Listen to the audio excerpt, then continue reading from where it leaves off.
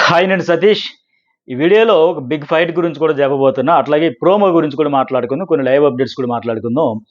Madhuri versus demon మధ్య కూడా arguments జరుగుతాయంట మనకొచ్చిన అప్డేట్ ప్రకారం. మరి మాధురి డీమాన్ తెగ పొగిడింది కదా! ఆకాశానికి ఎత్తేసింది కదా! మొన్న.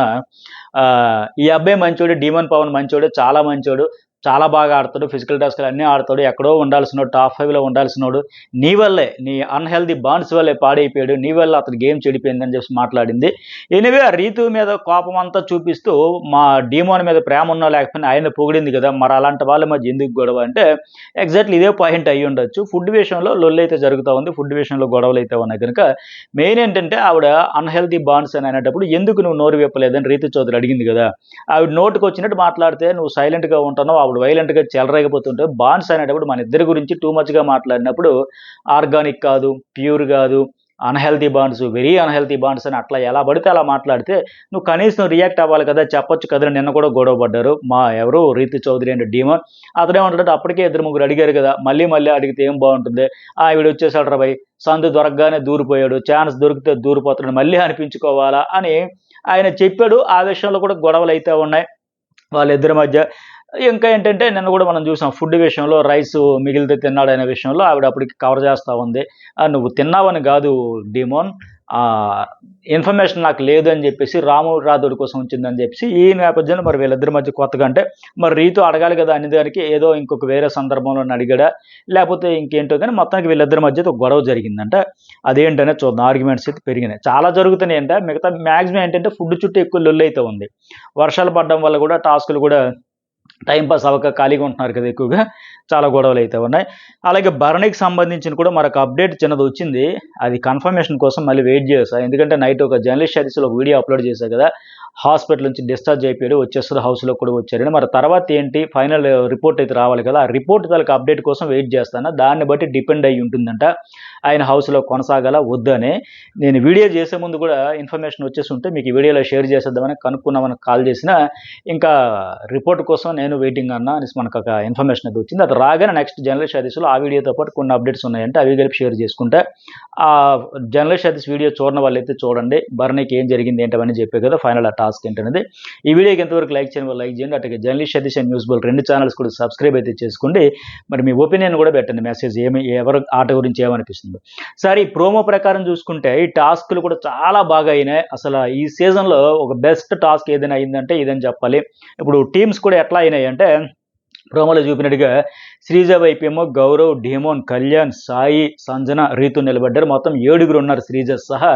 భరణి వైపు 8 మంది ఉన్నారు. నిఖిల్, ఎమాన్యుయల్, తనూజ, మాధురి, దివ్య, రాము, సుమన్ సహా 8 మంది. అయితే ఇక్కడ మన ప్రోమోలో చూపినట్టుగా ఫస్ట్ నిఖిల్ అండ్ ఎమాన్యుయల్ కూడా ఏమై శ్రీజ టీంలోనే ఉంటామంటే భరణి వచ్చి అడిగిన తర్వాత ఎమ్మెల్యేలకు ఎట్లాగైనా ఆడాలి హెల్ప్ చేయాలన్న తర్వాత ఆయన వచ్చి మళ్ళీ శ్రీజకి చెప్పుకోవడం. ఆయన అడుగుతున్నారు ఆల్రెడీ నేను ఆ పవర్ అయితే వాడలేదు, రాము రాథోడ్ అండ్ ఆయన ఉండేటప్పుడు బాటమ్ 2లో ఉండేటప్పుడు వాడలేదని ఫీల్ అవుతున్నారు. ఇప్పుడు కూడా ప్లీజ్ నా కోసం ఆడు, నా తరపున ఆడు అని ఆయన అంత కోరిన తర్వాత బాగోదు కదా, నాకు కూడా గిల్ట్ ఫీల్ ఉంటుంది కదా అంటే మనకి ప్రోమోలో మీరు చూసింది అదే.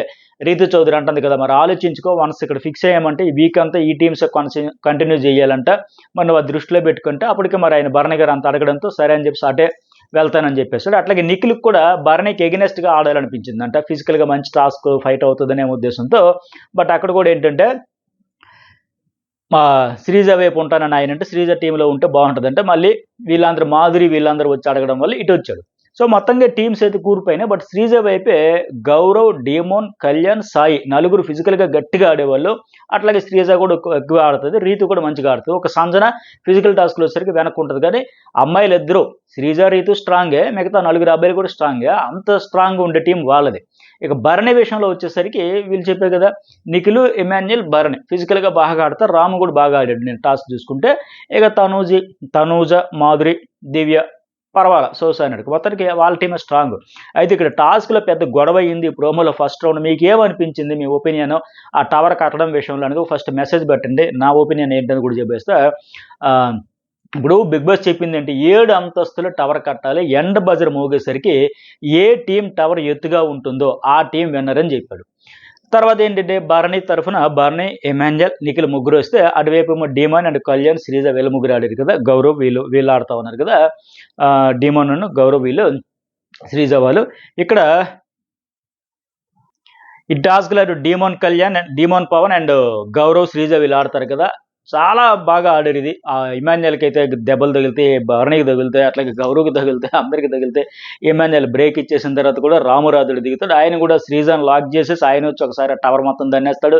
అట్లాగే శ్రీజకి అడ్వాంటేజ్ కూడా ఏంటంటే ఫీమేల్ కంటెస్టెంట్స్ బరిలో దిగకపోవడం వల్ల కొద్దిగా ఫ్రీ హ్యాండ్ ఉంది కదా! ఎందుకంటే వాళ్ళు ఇప్పుడు డీమాన్ వచ్చి భరణిని, నిఖిల్ ఇద్దరిని కలిపి లాక్ చేసేసాడు. ఒక దశలో ఇమాన్యుయల్‌ని, భరణిని ఇద్దరిని కలిపి లాక్ చేసేసాడు. అంత స్ట్రాంగ్‌గా ఆడాడు. ఒక్కొక్క రౌండ్‌లో ఒక్కొక్కరిని చాలా బ్లాక్ చేసేస్తే ఫిజికల్‌గా అసలు నెక్స్ట్ లెవెల్ ఆడారనమాట.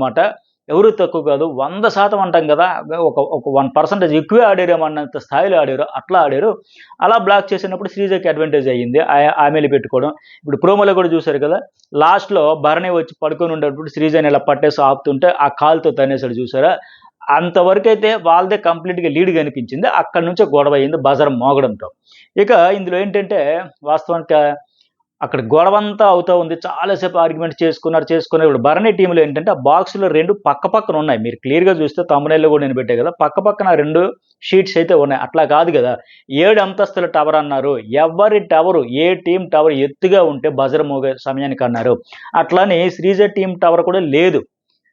బాక్స్‌లో లేదు. కానీ ఎత్తైతే ఉంది. 7 ఉన్నాయి. ఆ భరణి తన్నేటప్పటికి ఆ 7 అంతస్తుల పై ఉండేది కూడా పడింది. మిగతా 6 కూడా ఉన్నాయి. కానీ ఆ బాక్స్‌ను టచ్ చేస్తూ బాక్స్‌లోకి కొద్ది శాతమైన ఒక 10% ఉంది.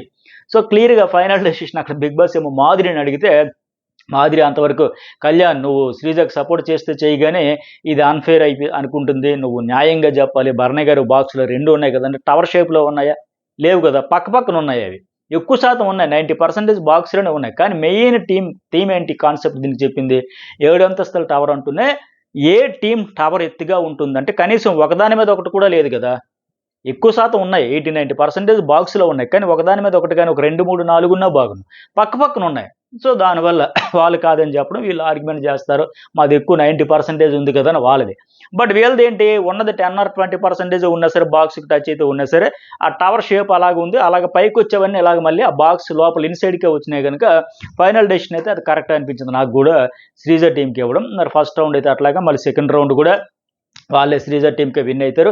మూడో రౌండ్‌లో రామురాథుడు దిగిన తర్వాత శ్రీజని బ్లాక్ చేసేసి లాస్ట్ మినిట్‌లో ఆయనొచ్చేసి స్విమ్మింగ్ పూల్ నుంచి వచ్చి డీమోన్ పవన్ కూడా వచ్చి బర్నీని తోసేసిన తర్వాత, నెట్టేసిన తర్వాత అంటే టాస్క్‌లో భాగంగా పడిపోయిన తర్వాత ఆ పూల్‌లో ఆయనొచ్చి మళ్ళీ బర్నీ వాళ్ళది తీసేసిన తర్వాత అనుకోకుండా ఇద్దరు టీముల్లో గూడా ఎవరికీ పాయింట్స్ కూడా లేకుండా అయిపోతే ఇంత ఇంట్రెస్ట్‌గా జరగబోతుంది టాస్క్. మరి మీకేమనిపించింది? ఆ డెసిషన్ ఎవరిది రైట్, ఎవరిది రాంగ్ అనేది కూడా మెసేజ్ అయితే పెట్టండి.